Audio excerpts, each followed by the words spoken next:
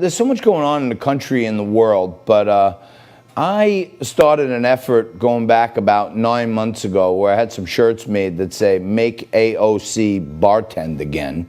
And for those of you who are just figuring this out, just 2 years ago, Alexandria Ocasio-Cortez was a bartender. And there's nothing wrong with being a bartender, that's fine.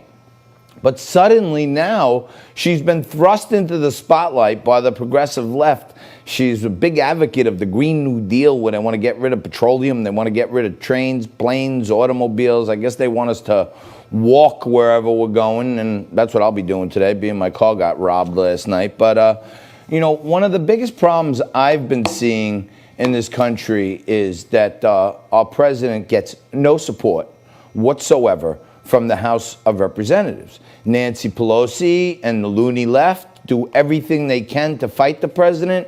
I wish the president early on in the COVID scare would have came out and said, "Oh my God, I hate hydroxychloroquine," because then they would have been prescribing it to everyone and we'd probably be in a lot better shape. But, one of the bigger things I've been seeing here in New York is they talk about, the homeless crisis.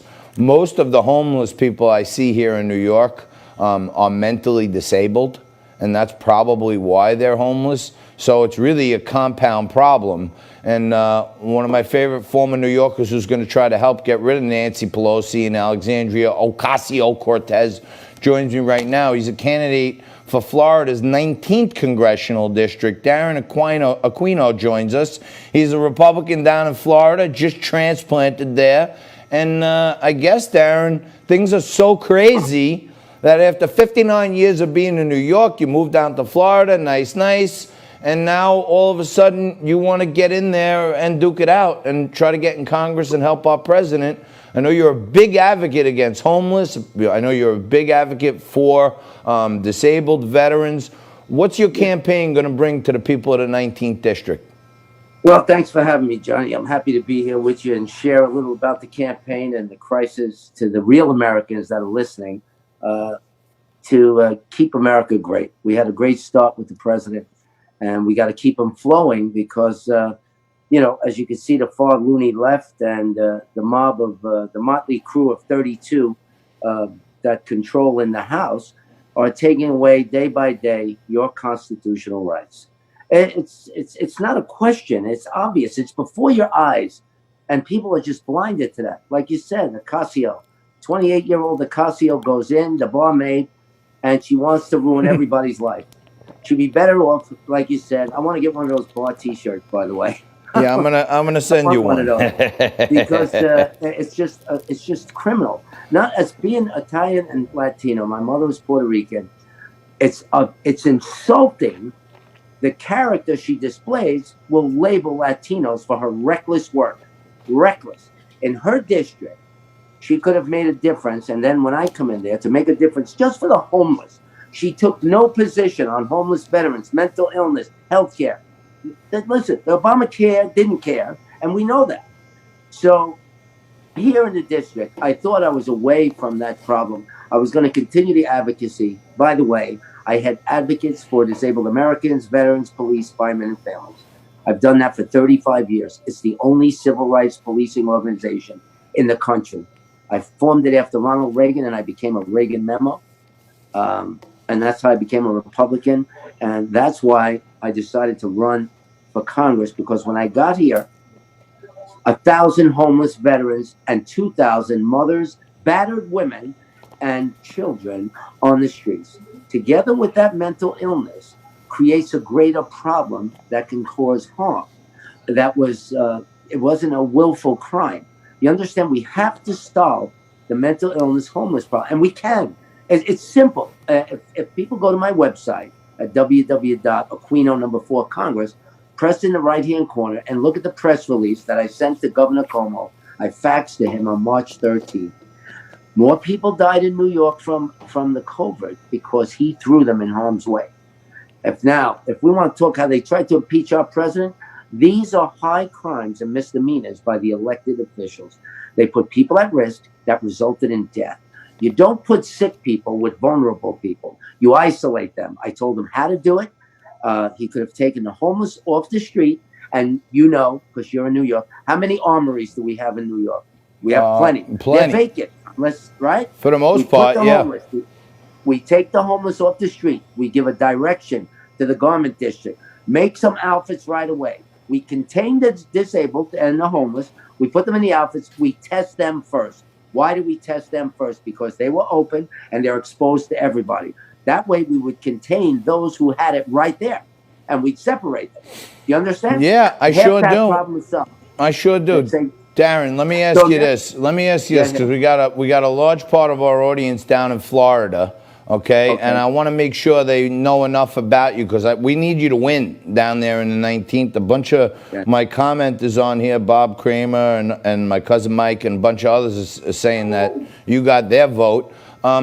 People, I know what you need. Unfortunately, one of the problems with running for Congress is you got to raise money 75% of the time for your next election. Where can people go? What's your website where people can go to find out more about you, what you've done for 35 years? Where can people find out more about your candidacy? Okay, they can go to Aquino number 4 Congress.com. If you forget the address, just Google my name. Everything comes up. A whole history, a bio, TV shows, all of that stuff comes up. But it's Aquino number 4 Congress.com. To keep going with the current moments, real time, go to my Twitter at Aquino 4 Congress at Twitter, and you'll see the current. Like yesterday, I was with fallen police officers. They're actually inside. My ground team arrived today to go knocking on doors. All right. I am leading in the polls, by the way. I am good. Let's keep that going. But let me tell you something. Yes. I know a lot of my friends from Staten Island and Brooklyn and Manhattan are all transplanted down there to Florida. Why don't you get Joe Gianniscoli and Big Pussy and some of the Sopranos guys to go down there and knock on doors for you? Because I know there's a lot of Italians down there, and they're all big Trump supporters. Yeah, I spoke to Big Pussy, I don't know, a couple of months ago. He says, give me a call because he's got a band. He goes around and he sings. Yeah, we had Joe Gianniscoli on the show a few weeks back, and Joe's been going around raising money to buy PPE for different masks and shields and stuff. It seems like your buddies from The Sopranos are all doing the right thing. Let me ask you a Sopranos question, because this is a big question.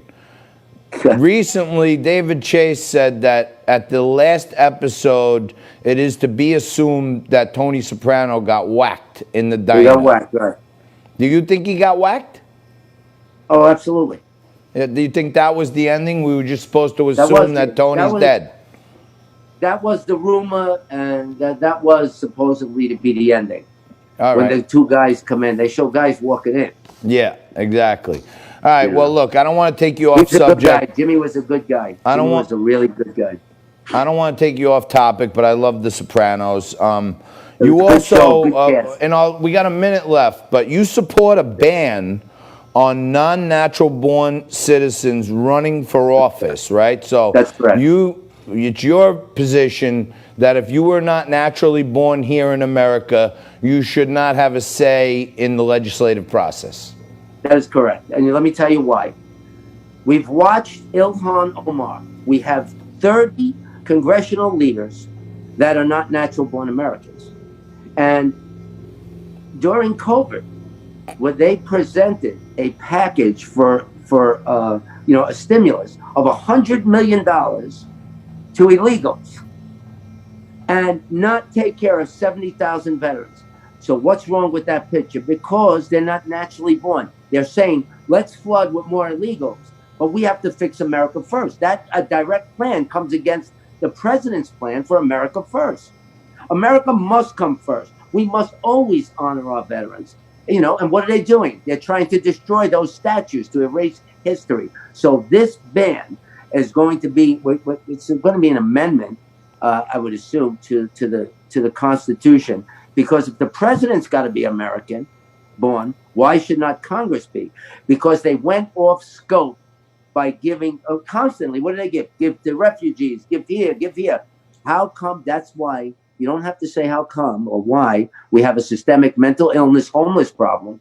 In New York alone, there's 66,000. Yep. So you don't have to say why. Democratic leadership and their lies puts money to illegals to look humane. Of course. It's not humane when you leave your own American veterans who fought the war on terror after 9/11. I was a 9/11 survivor. Yep. And you leave them on the street. That's the simple reason, because they're not focusing on American values. Darren, we got to leave it there. Thank you so much. We're going to have you back soon.